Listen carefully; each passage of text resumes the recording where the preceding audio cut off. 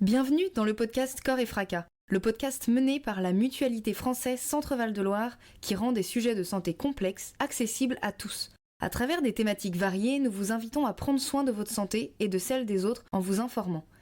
Chaque thématique est explorée en 3 épisodes par des intervenants et des points de vue différents.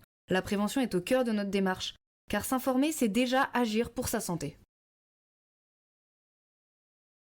Bonjour et bienvenue chers auditeurs pour ce 2e épisode de notre série dédiée au handicap.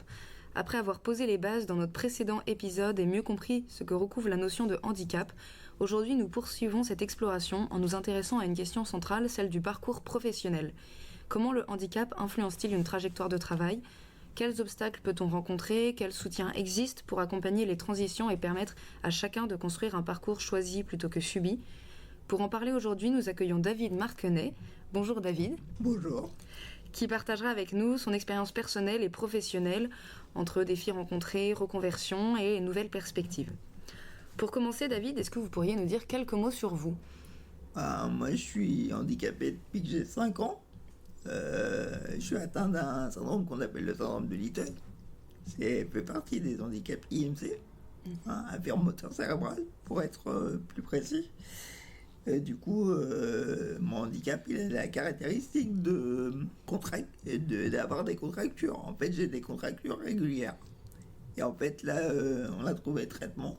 Donc, c'est la toxine botulique qui me permet, tous les 3 mois, d'assouplir le muscle. C'est un rajeunisseur, en fait. Et ça permet que, du coup, maintenant, je puisse remarcher en déambulateur. Génial. Et ça me permet aussi de faire mes transferts. Tous les transferts que j'ai besoin, aussi bien les douches que le lit, que j'ai une vie normale. Génial. Et du coup, j'ai de la kiné, j'ai eu de l'ergo étant jeune, et ça me permet d'avoir une vie bien remplie et une vie normale, avec des auxiliaires de vie bien sûr, sur certains actes, mais qui me permettent d'être en appartement, marié, voilà, la normalité en fait. Génial. Merci beaucoup. Au niveau de votre vie professionnelle, quels sont les défis ou les obstacles que vous avez rencontrés ? Le premier, je dirais, c'est se découvrir soi-même. D'accord. Parce qu'en fait, si on n'a peut-être pas de handicap, ou si on n'a peut-être pas des difficultés, ou si pas accepté en fait, si on se les approprie pas, et on bloque sur quelque chose qui fait partie de notre vie, et du coup qui bloque sur ce qu'on peut faire après. Et ça, vous avez réussi seul ou en étant accompagné justement à accepter Ah non, j'ai été accompagné, hein. J'ai eu des ergots, des éducateurs spécialisés. J'étais en établissement, moi j'ai fait qu'une école normale, c'est la maternelle. Ok, d'accord. Tout le reste, je l'ai fait en établissement IMPRO, IMP, enfin bref, je vous en passe. Avec kiné, ergo, orthophonie et psychomote. Des interventions, je vous en passe. Multiples. Et du coup, aujourd'hui, je suis quelqu'un qui est épanoui, qui est marié, et qui, avec son travail, veut permettre aux gens de dépasser son handicap et de se dire qu'avant d'être handicapé, derrière l'handicap, il y a une personne. Et que c'est la personne qu'on doit voir. Et pour que les gens acceptent l'handicap, il faut déjà qu'on s'accepte soi-même. Merci beaucoup. De rien. Et alors, qu'est-ce que vous faites justement comme travail ? Moi, je suis travailleur en ESAT en première. J'ai eu, étant jeune, un diplôme. Je suis multi-ébéniste de métier. Ok. En milieu spécialisé, bien sûr. J'ai jamais pratiqué, j'ai le diplôme, mais j'ai jamais pratiqué parce que je me suis marié. Et du coup, j'ai changé de vie. Et du coup, après, là, j'ai donc travaillé sur l'ESAT de Notre-Dame-d'Ouai à Tours. où je fais tout ce qui est du mécanique, c'est-à-dire on met des trucs entachés, on fait plein d'activités pour les entreprises. Hein. Je fais du conditionnement Ok. multiple. Et là, en fait, j'ai démarré un processus de reconversion pour être formateur. Ok, d'accord. Et pour être formateur, sur quelle thématique? Le handicap. Mais je passe le diplôme de formateur général. Ok, d'accord. Et ça serait pour intervenir auprès de quel public? Alors, différents publics, hein, du coup, ceux qui m'ont aidé, notamment, hein, les ergots, les éducateurs techniques spécialisés, les hôpitaux, et tout ce qui touche le handicap et la personne en elle-même. Et donc vous avez déjà commencé, vous avez pu commencer à intervenir? Oui, oui, je suis déjà intervenant extérieur. Ok. Alors pourquoi est-ce que vous aimez la formation? Qu'est-ce qui vous a poussé à vous reconvertir? Parce que j'ai, comme je vous le disais tout à l'heure, j'ai des auxiliaires de vie. Et j'ai vu certaines difficultés qui sont aujourd'hui intolérables, je dirais. Aussi bien pour l'auxiliaire de vie que pour la personne accompagnée. Du coup, pour pallier ça, eh ben, il faut de la pratique et il faut des gens qui s'engagent. Et plutôt que de crier au scandale comme quoi ça va pas, là, parce que moi j'étais quelqu'un de nerveux avant, donc je criais au scandale. Et j'ai appris que crier au scandale ça sert à rien. Et du coup, pour m'aider et pour aider les gens qui ont ce genre de dispositif, eh ben, il faut des gens qui s'engagent. Et moi, j'ai décidé de prendre cette voie-là parce que je pense que la personne qui est atteinte ou qui est du handicap, eh ben, c'est l'une de celles qui peuvent en parler le mieux. Il faut aussi, ça va dans les deux sens, pour comprendre, pour qu'eux nous comprennent, il faut que nous, on se fasse comprendre. Et du coup, c'est la meilleure manière. L'agression ne sera plus à rien, puisque au jour d'aujourd'hui, on est déjà en manque d'effectifs.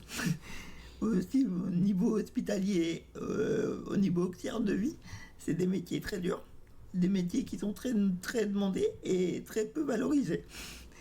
Donc, du coup, il faut valoriser ça et il faut leur donner les moyens de se dégager du problème qu'il y a actuellement.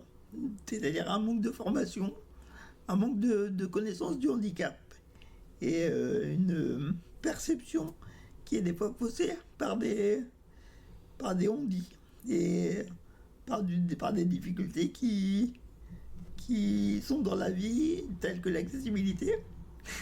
Et voilà.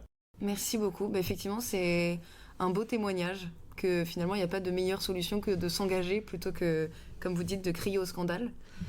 Et alors, vous avez parlé justement des on-dit. Est-ce que vous pensez que le monde du travail aujourd'hui, il sait s'adapter au handicap, il a une idée réaliste des contraintes, ou il y a encore du travail à ce niveau-là?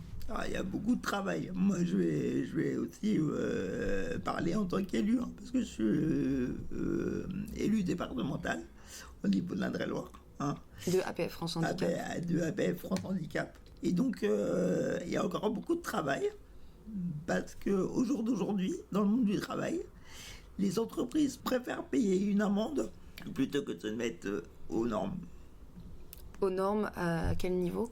Vous savez que dans la loi, maintenant, c'est 6% de l'effectif qui doit être handicapé. D'accord. Hein, c'est une règle et elle n'est pas respectée. Alors, pourquoi il y a deux choses. Une, la méconnaissance du handicap, comme je vous disais tout à l'heure.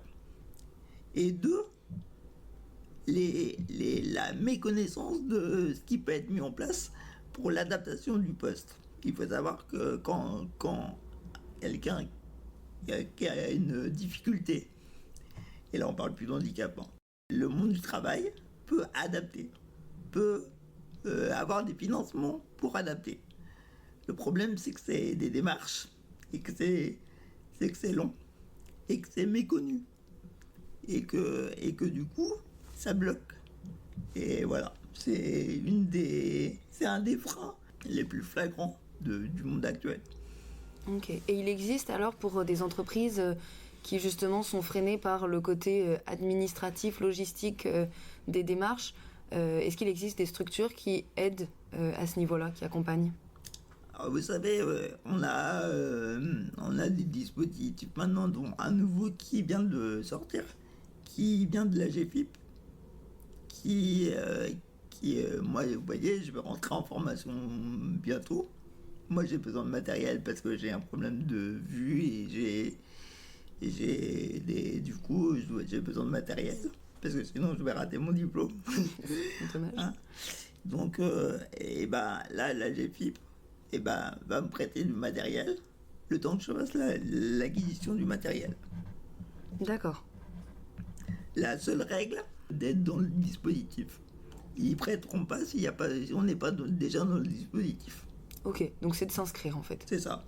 Et puis c'est de s'engager, parce que du coup, moi actuellement je suis en ESAT. Là je vais rentrer en formation, je suis en préparation de formation et je vais rentrer à l'AFP de Fontenay bientôt, qui est un centre de formation spécialisé handicap, où je vais faire ma préparation, parce que le diplôme il sera fait dans un autre centre de formation, l'AFPA. D'accord. Parce que eux ils l'ont pas dans leur dispositif, ils n'ont pas cette formation là. Mais je vais faire une préparation pour rentrer. Donc je vais me remettre à l'école parce que c'est un bac plus 4. Et vous imaginez bien, 50 ans. Vous êtes motivé. Il y a des choses qui sont... Non, mais il y a des choses qu'on oublie. C'est une base. Et du coup, pour être bien prêt, il a fallu que je mette beaucoup de choses en place. Il faut prendre le temps. Toute la question est là. Prendre le temps. Est-ce qu'il y a une idée reçue sur le handicap dans le monde professionnel que vous aimeriez déconstruire aujourd'hui ? Oui, il y a toujours des idées reçues, mais il y en a même temps par les travail. Oui, certes. Mais dans le travail, il est plus lent, il peut pas faire. C'est des choses qu'on entend beaucoup. C'est vrai qu'on a des difficultés et qu'il faut pallier, mais c'est pour ça que l'adaptation du poste est importante. Très bien, avec une bonne adaptation du poste finalement. C'est ça. Quand il joue le jeu, et quand ça fonctionne, c'est bien. Tout à fait. Et alors justement, est-ce que aujourd'hui vous avez vu quand même des évolutions concernant justement le handicap au travail, des choses positives ? La différence, elle s'évanouit parce que du coup, ça commence à venir de se dire que le handicap n'est pas un frein. Il y a certaines entreprises qui le font, pas assez encore, mais ça arrive. La preuve, moi je travaille pour l'ITS, je travaille pour la Croix-Rouge, je travaille pour le RIOPS et d'autres établissements. Je suis appelé avec d'autres établissements, donc c'est plutôt positif. Je pense que ça a ouvert des choses et du coup, faut en profiter. C'est des choses qui permettent de dire qu'on est humain avant tout et avant d'être handicapé.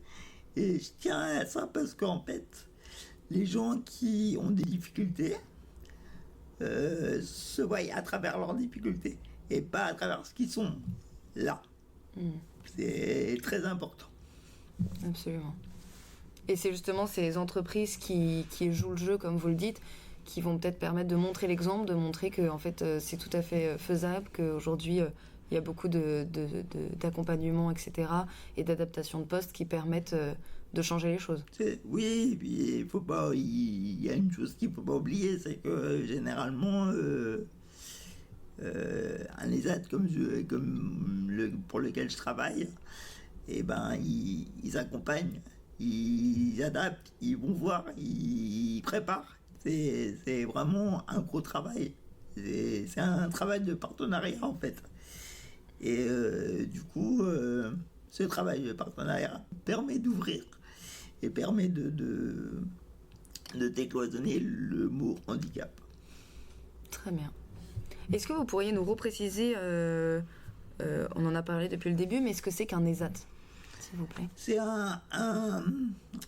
un centre d'accompagnement par le travail. D'accord. Donc pour les personnes en situation de handicap? C'est ça. Ok.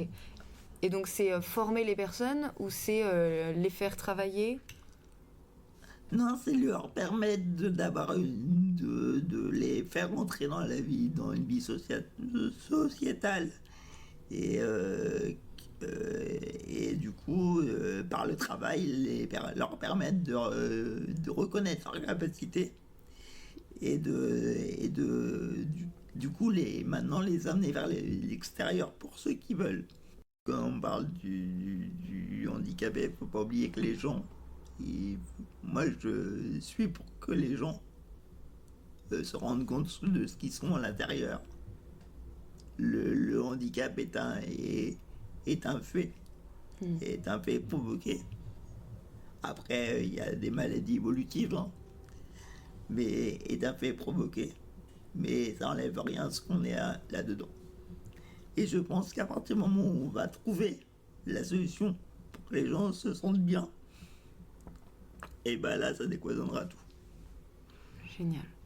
Et vous, de votre côté, est-ce qu'il y a un événement, qu'est-ce qui vous a permis justement de vous détacher des contraintes liées au handicap et de vous dire, je suis beaucoup plus que ça? Oh, ça a été très long. Ok. Ça a été très long. Pour vous situer un peu le contexte, j'ai 50 ans, il m'a fallu 20 ans. D'accord. Ok. Et c'est des rencontres ou c'est plutôt le temps, en fait, juste c'est vous avec vous-même à force Non, c'est les rencontres avec les gens, les discussions, les rébellions. Parce que oui, donc je disais, les rébellions, elles servent aussi. Elles servent à se dépasser, à se dire comment on fait comment on peut faire pour se dégager de là. Et là-dessus, on n'en a pas parlé, hein, mais il y a un cycle médical qui est très important, le suivi psy notamment, qui permet de se trouver et de se recentrer sur soi-même. Parce qu'avant de se centrer sur les autres, il faut se centrer sur soi-même. Il faut être bien dans sa peau pour être bien pour les autres.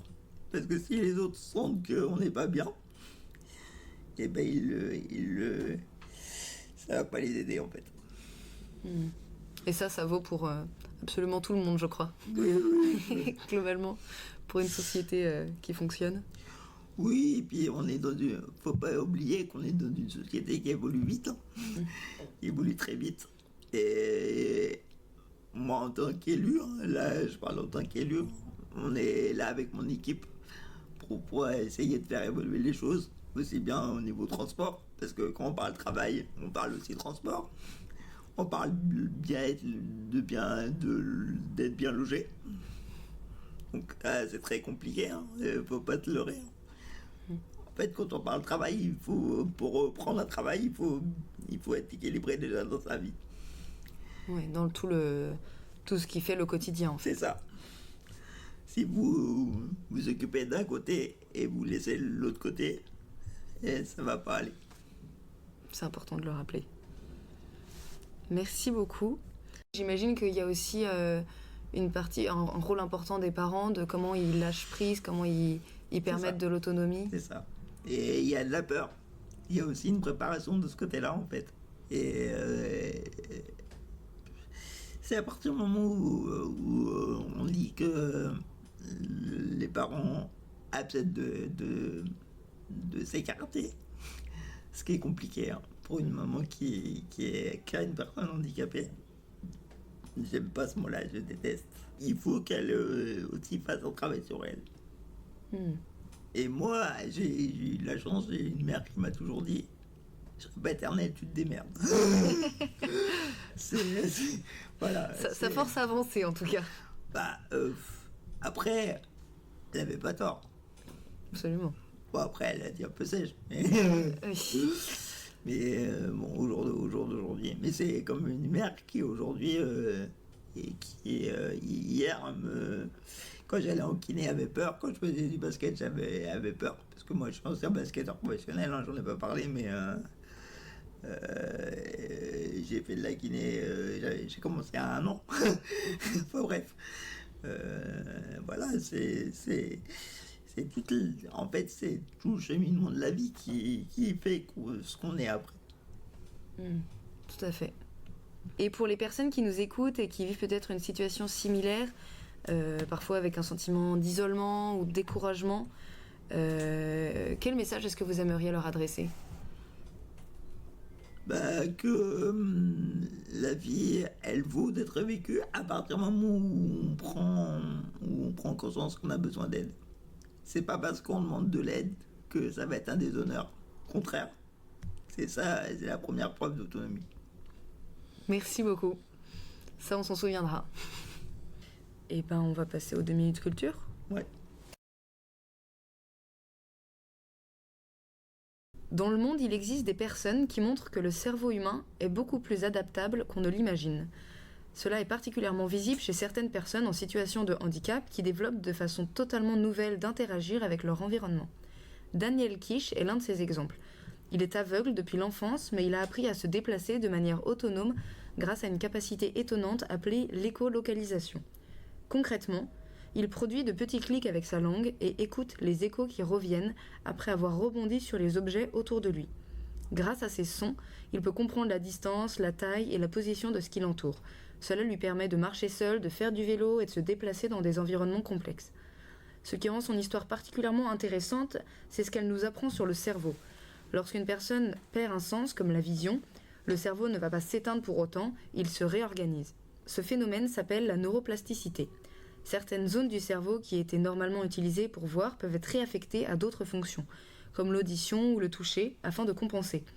Cela ne signifie pas que le handicap disparaît ou qu'il n'y a plus de difficultés, mais cela montre que le cerveau cherche toujours des solutions pour s'adapter au monde. Avec de l'entraînement et de l'expérience, il peut développer des capacités très fines et très efficaces dans d'autres domaines sensoriels. Et ce principe ne concerne pas seulement les personnes en situation de handicap. Tout le monde bénéficie de la neuroplasticité. Quand on apprend une langue, un instrument de musique ou un nouveau sport, le cerveau change physiquement et crée de nouvelles connexions. Ça, c'est vrai, hein, parce qu'il faut savoir qu'on utilise 10% de son cerveau. Aujourd'hui, moi, si on prend mon cas, j'ai un problème de vue, et mon oreille est beaucoup plus fine. Oui, vous le ressentez vraiment, vous vous rendez compte par rapport à d'autres personnes ? J'entends à 800 mètres. Ah oui, effectivement. Je suis capable d'entendre à 800 mètres. Okay. Quelqu'un qui a quelque chose qui arrive derrière, ou une voiture, où je vais tout de suite balayer avant de la voir. Ok. Et elle peut être derrière. D'accord. Donc oui, c'est tout à fait plausible. Hein. Vous validez. Oui, c'est d'abord tout le monde, en fait, quand un côté neuro s'efface, un autre va apparaître. Beaucoup moins fort, mais un autre va apparaître. C'est comme la lumière. Vous éteignez la lumière, et vous remettez une ampoule, elle fonctionne. Et c'est la même mécanique. Mais la plasticité cérébrale... Ouais, en fait, on est doté de cellules qui, en fait, quand il y a un problème, moi, vous voyez, j'ai un handicap, et en fait, il y a des neurones qui sont détruits, et d'autres sont venus se redévelopper beaucoup moins fort. C'est ce qui amène la difficulté. Mais c'est ça qui amène les difficultés, en fait. Merci David d'avoir partagé votre expérience avec nous. Merci à vous également, chers auditeurs, pour votre écoute. Nous nous retrouverons très bientôt pour le prochain épisode de notre série consacrée au handicap. Vous retrouverez toutes les ressources et informations citées pendant cet échange dans la description de l'épisode. Abonnez-vous pour ne rien manquer et surtout parlez du podcast autour de vous. Ensemble, faisons circuler l'info et la parole. À bientôt. Au revoir.